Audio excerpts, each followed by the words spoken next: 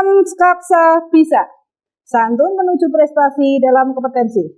Oke, pelajar Skapsa, pada mata pelajaran PPKN kelas 1 semester 2, hari ini kita akan membahas mengenai budaya politik. Karena politik adalah bagian dalam suatu negara, untuk itu mari kita simak materi berikut ini. Baiklah pelajar Skapsa, kelas 1 kita sekarang membahas mengenai budaya politik di Indonesia. Minggu kemarin sudah disampaikan sama Bu Ribut mengenai sistem politik di Indonesia. Karena politik berkaitan dengan negara, dengan kekuasaan, dengan wewenang dalam suatu negara. Sebelum kita bahas lebih lanjut, lebih baik kita tahu apa tujuan dari pembelajaran budaya politik saat ini.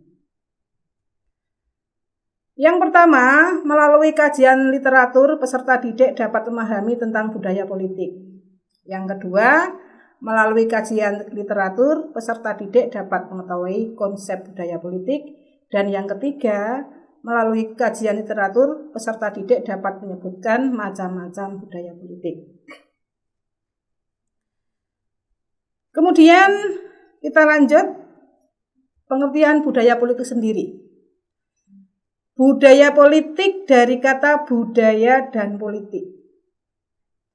Sebelum kita lebih lanjut, untuk materi minggu kemarin dijelaskan mengenai infrastruktur dan suprastruktur politik. Kalau infrastruktur itu adalah bagian kecil dalam suatu negara, tapi juga berpengaruh dalam negara tersebut. Kalau kita ibaratkan sepeda motor, infrastrukturnya adalah klakson, ada rating, ada spion. Ini infrastrukturnya kecil tapi juga sangat berpengaruh. Seandainya motornya mau dibawa ke jalan doho tidak punya spion, tidak ada klakson, mungkin tidak nyaman. Kemudian kalau suprastruktur politik, yaitu politik dalam suatu negara yang berkaitan dengan lembaga negara. Ya, supra itu berarti besar. Contohnya kalau kita ibaratkan dalam sepeda motor, supra strukturnya adalah mesin. Motor tanpa ada mesin berarti bukan sepeda motor lagi. Nah ini. Sama di negara juga gitu. Kalau suprastruktur politik di negara itu ada pada lembaga negara. Eksekutif, legislatif, yudikatif, bahkan eksaminatif. Sekarang kita masuk kepada budaya politiknya. Budaya dari kata bahasa Sanskerta. Budaya artinya akal pikir. Kalau kita kita teliti secara mendalam, siapa yang punya akal pikir itu? Yaitu manusia. Berarti budaya ini adalah miliknya manusia. Untuk siapa budaya? Juga untuk manusia. Dari hasil karya manusia tadi bisa dipelajari melalui belajar dan secara bertahap. Ini menghasilkan budaya untuk mempertahankan dan memudahkan hidup manusia. Ini budaya. Jadi budaya itu bisa dipelajari. Budaya ini dipelajari secara bertahap untuk apa? Untuk kebutuhan hidup atau mempermudah hidup manusia. Contohnya sekarang, Magicom. Kalian semua mesti punya ya. Magicom dulu itu apa sudah seperti itu? Bukan. Waktu saya kecil, orang tua saya belum punya itu apa Magicom. Kalau menanak nasi secara manual. Kemudian muncul namanya yaitu rice cooker dulu. Rice cooker hanya untuk menanak nasi saja. Tidak bisa menghangatkan. Ya. Kemudian langkah kedua muncul magic jar, hanya untuk memanaskan, tidak bisa untuk memasak. Nah, ini kan dari tahap ke tahap. Sekarang 3-in-1 yaitu Magicom. Dari menanak nasi sampai memanaskan sampai kapanpun kita mau. Ini sama, budaya juga gini. Yang kita punyai hasil karya manusia itu adalah untuk kebaikan manusia, untuk mempermudah hidup. Kalau tadi politik sudah saya jelaskan, tapi kalau dirangkaikan bukan budaya politik itu adalah hasil karya manusia yang berupa tadi untuk negara, bukan. Di sini lebih menekankan pada sikap. Kita bahas pada pengertian dari Gabriel Almond. Budaya politik adalah sebagai suatu sikap, orientasi yang khas warga negara terhadap sistem politik dengan aneka ragam bagiannya dan sikap terhadap peran warga negara yang ada dalam sistem itu. Nah, di sini menekankan pada sikap. Bagaimana sikap rakyat Indonesia atau warga negara Indonesia terhadap politik di Indonesia? Ya, apakah sikapnya ini masa bodoh saja atau yang bagaimana? Lah, ini adalah budaya politik. Jadi yang dipelajari sikapnya manusia terhadap orientasi warga negara terhadap politik. Kemudian kalau yang kedua, Samuel Beer di sini nilai, keyakinan dan sikap tentang bagaimana pemerintah seharusnya dilaksanakan dan tentang apa yang harus dilaksanakan. Kalau kita bandingkan kedua-duanya, di sini adalah dari nilai, keyakinan dan sikapnya, terutama sikapnya di sini antara Gabriel dengan Samuel di sini sikap. Nah, kalau kita simpulkan berarti di sini adalah sikap bagaimana warga negara terhadap politik yang ada dalam suatu negara tersebut. Ya. Contohnya mungkin kalau dalam pilihan kepala desa, ada 2 orang yang dipilih. Mungkin ada yang bilang saya nggak mau memilih karena tidak ada uangnya. Nah, di sini berarti sikap seseorang tersebut terhadap politik tersebut. Kapan desanya bisa maju kalau punya sikap seperti itu? Ada yang mungkin kedua-duanya diberikan uang, sehingga apa? Dia datang ke TPS untuk memilih dua-duanya. Ya sama saja dia adalah golput, karena dia memilih dua-duanya itu tidak sah. Pilihan hanya satu. Nah, ini contoh dari budaya politik. Kemudian yang kedua, apa ciri budaya politik? Di sini menurut Beacon Powell di sini, yang pertama, legitimasi pemerintah didasarkan klaim bahwa pemerintah tersebut harus mewakili keinginan rakyat. Legitimasi sama dengan legalitas atau sah menurut undang-undang. Klaim ini ada tuntutan ya. Maksudnya di sini pemerintah itu harus bisa menuruti keinginan rakyat. Nah, ini. Tapi juga harus sebaliknya ya, rakyat juga harus mengikuti atau istilahnya adalah taat pada aturan pemerintah yang sudah disepakati. Ini yang pertama. Yang kedua, legitimasi kekuasaan diperoleh melalui pemilu secara kompetitif maksud saya ya. Pemilu dilaksanakan dengan cara yang damai, jujur. Ingat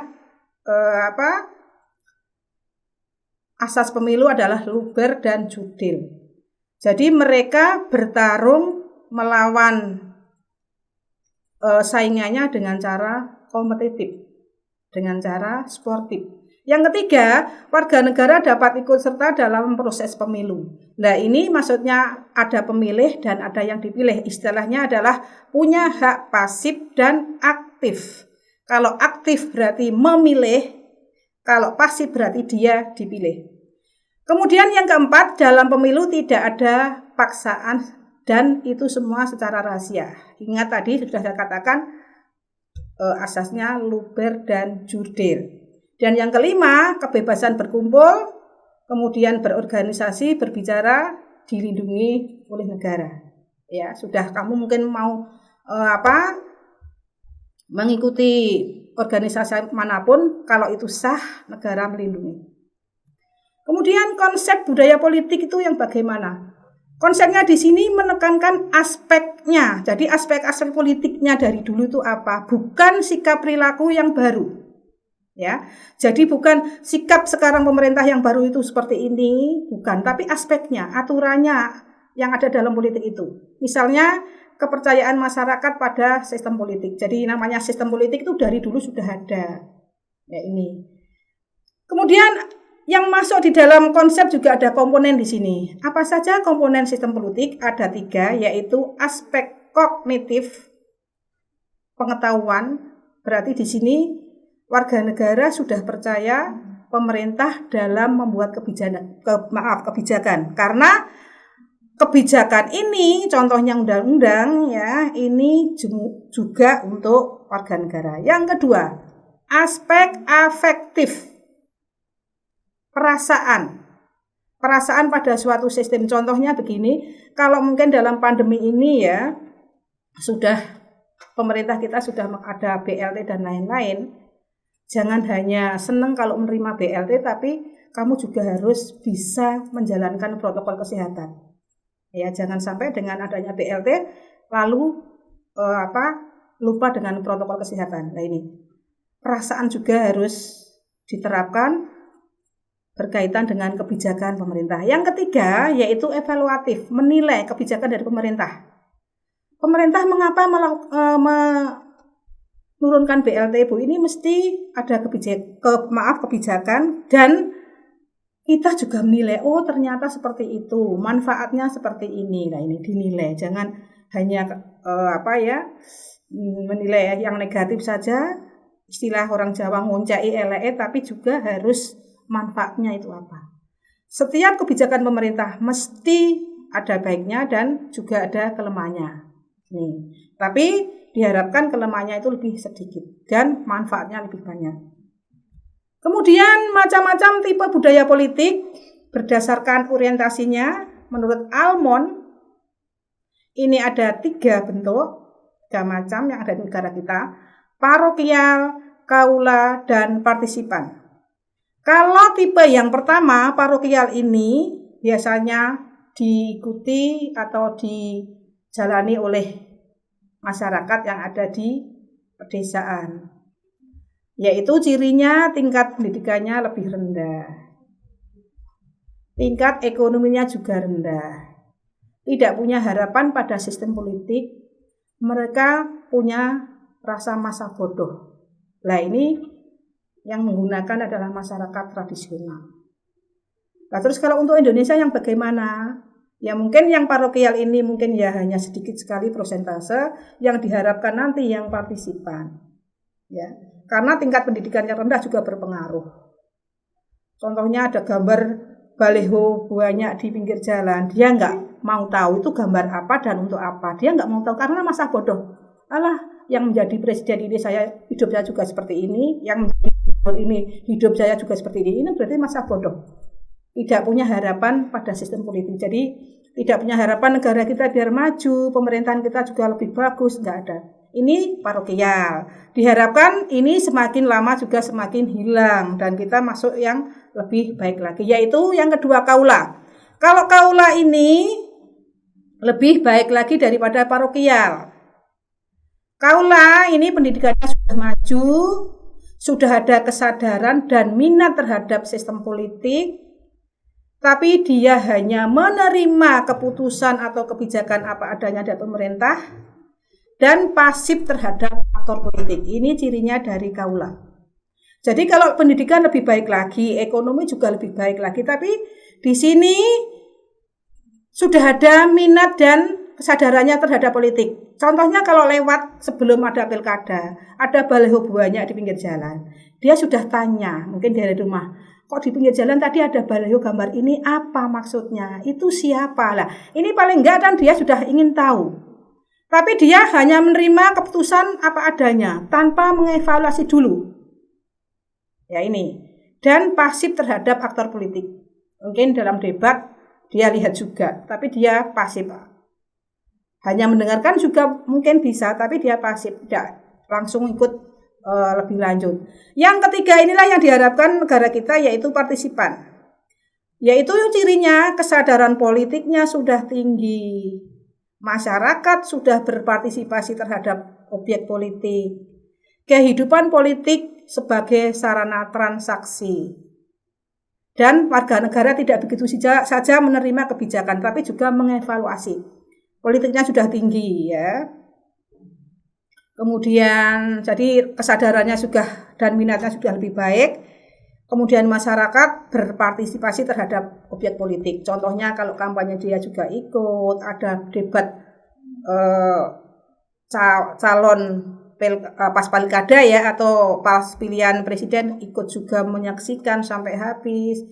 Kemudian kehidupan politiknya sebagai sarana transaksi. Transaksi itu kan jual beli. Berarti kalau ada orang yang ngomong politik, dia juga bisa menyambung. Nah, di sini maksudnya.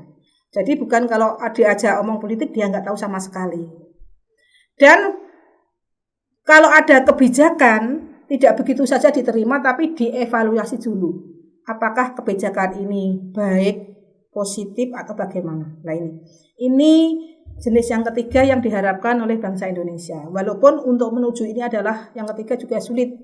Jadi kalau kita kenyataannya kalau parokial itu juga masih ada sedikit sekali, kaulanya juga sudah lebih banyak untuk menuju partisipan. Nah, diharapkan nanti parokial sudah enggak ada, kaulanya lebih menipis dan lebih banyak pada partisipan. Kita lanjut, faktor penyebab berkembangnya budaya politik tadi, dari yang sederhana sampai yang partisipan tadi. Yang pertama, tingkat pendidikan. Ya. Orang pedesaan sekarang, itu kalau dulu anak wanita sekolah itu untuk apa wanita sekolah, nanti toh ya pekerjaannya hanya mengurus anak dan di dapur. Itu salah. Sekarang sudah ada emansipasi wanita, ya, tingkat pendidikannya antara wanita dengan pria sejajar. Tingkat ekonominya juga semakin bagus masyarakat. Sekarang sudah punya prinsip, sudah punya etikat. Kalau hidup orang tua seperti ini, saya harus lebih baik lagi lah ini. Sehingga masyarakat harus punya bagaimana caranya untuk lebih baik. Yang ketiga, reformasi politik. Adanya perubahan politik, yaitu kita mengadopsi sistem politik yang baik daripada yang kemarin. Contohnya ya, di zaman reformasi kita sudah bisa melaksanakan pilihan presiden secara langsung. Zaman Orde Baru belum ada sama sekali. Zaman Orde Baru yang bisa dilaksanakan secara langsung itu adalah pilihan kepala desa. Sekarang reformasi dari pilkada tingkat 2, tingkat 1 sampai pilpres bisa dilaksanakan secara langsung. Dan hasilnya setelah 1 jam memilih, yaitu kira-kira jam 1 siang ya, jam pukul 13, sudah bisa diperkirakan dengan penghitungan secara cepat ini. Kemudian yang keempat, supremasi hukum atau hukum harus ditegakkan. Ya, hukum harus ditegakkan. Tidak hukum tumpul ke atas dan runcing ke bawah, enggak, tapi sekarang semua yang melanggar peraturan perundangan harus diberikan sanksi hukum. Kemudian yang kelima, media komunikasi yang independen. Ingat, media komunikasi juga termasuk infrastruktur kemarin, nah ya, bagian kecil tapi juga berpengaruh pada negara. Ini juga punya hak untuk mengontrol sosial. Hak kontrol sosial. Termasuk di sini mengontrol dari pemerintah tingkat bawah sampai tingkat pusat di sini. Itu faktor penyebabnya. Sekarang bagaimana cara budaya politik ini bisa diterapkan? Kita masuk pada sosialisasi budaya politik. Apa sosialisasi itu? Mungkin secara dangkal itu sosialisasi biar kita itu tahu ya, mengenal. Yaitu proses penanaman nilai politik yang dilakukan oleh suatu generasi kepada generasi lain melalui berbagai media perantara, ya. Penanaman dari generasi yang satu, mungkin bapaknya, kepada generasi yang lain, anaknya, atau yang lebih muda, melalui perantara. Apa saja perantaranya? Nah, perantara di sini bisa disebut sebagai agen sosialisasi budaya politik, yaitu keluarga, sekolah, partai politik, dan media massa. Sekarang keluarga dulu sebagai agennya. Keluarga dikatakan sebagai agen sosialisasi budaya politik yang pertama dan utama. Apa maksudnya, Bu? Karena dengan di keluarga inilah kita tahu politik. Di keluarga inilah kita bisa melaksanakan politik. Contohnya mungkin di rumahmu ada seorang pembantu. Nah, disinilah kalau kamu sebagai anak diajarkan orang tua harus menghormati pembantu. Sehingga kamu juga menghormati pembantu. Karena kita juga tergantung pembantu. Jangan punya anggapan pembantu kan dibayar oleh orang tua kita, Bu. Maka kita harus sesukanya untuk memperlakukan salah. Nah, disinilah berarti keluarga itu belum bisa menerapkan sosialisasi ini. Siapapun di keluarga itu adalah kita hormati. Nah ini. Kemudian selain itu mungkin di rumahmu ada gambarnya Pak SBY atau gambarnya Pak Surya Paloh. Nah di sini kan sudah bisa dikatakan, oh berarti bapak saya itu pecinta dengan beliau. Nah kalau kita sangkut pautkan berarti, berarti bapak saya kalau suka Pak SBY berarti suka Demokrat. Nah ini juga sudah bisa dikatakan seperti itu. Kemudian kalau melalui sekolah apa Bu? Ini banyak sekali, terutama kalian semua, pelajaran PPKN ini juga termasuk sosialisasi budaya politik di lembaga sekolah. Kamu tahu bagaimana hak dan kewajiban warga negara yang baik. Kamu tahu juga bagaimana menjadi atau menggunakan hak pilih yang baik ini. Berarti di sekolah. Kemudian yang ketiga, partai politik. Nah ini banyak sekali kamu lihat mungkin apa itu contohnya, ya ada P3, ada Gerindra dan lain termasuk partai politik. Nah ini diatur dalam Undang-Undang Nomor 2 Tahun 2008. Apa partai politik? Organisasi yang bersifat nasional yang dibentuk oleh sekelompok warga negara Indonesia secara sukarela, punya dasar kesamaan kehendak, punya cita-cita untuk memperjuangkan dan membela kepentingan anggota termasuk masyarakat, negara, tetapi juga tetap menginginkan NKRI utuh. Ini partai politik, ya. Kemudian fungsinya apa parpol? Yang pertama sebagai komunikasi politik, berarti bisa mengadakan hubungan dengan orang lain dari parpol lain. Kemudian penyalur aspirasi rakyat, politik bisa menyalurkan kehendak rakyat. Yang ketiga sebagai sosialisasi politik, tadi menanamkan nilai-nilai politik kepada generasi sesudahnya.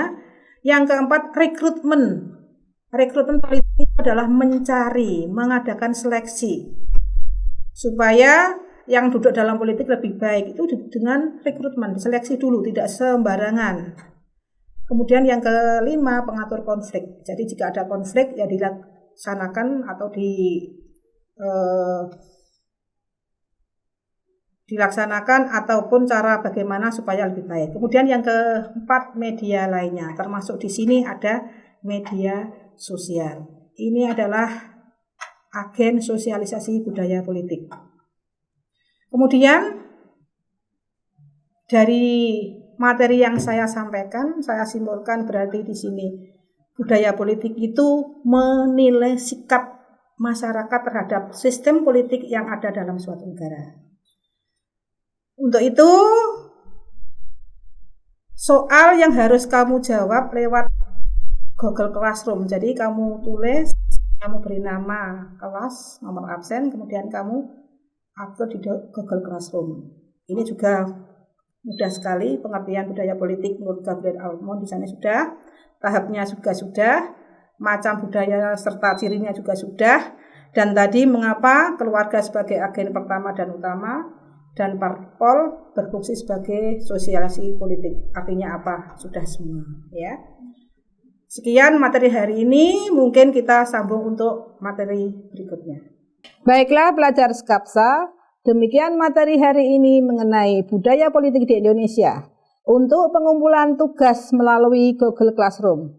Jangan lupa like dan komen untuk mendukung program ini. Klik subscribe dan tekan tombol lonceng supaya tidak ketinggalan informasi. Dan share jika menurut kalian video ini bermanfaat untuk orang lain. Sampai jumpa di video kita selanjutnya. Salam Skapsa Bisa. Sekolah berbudaya industri, berkarakter wirausaha, menjadi idola sekediri raya.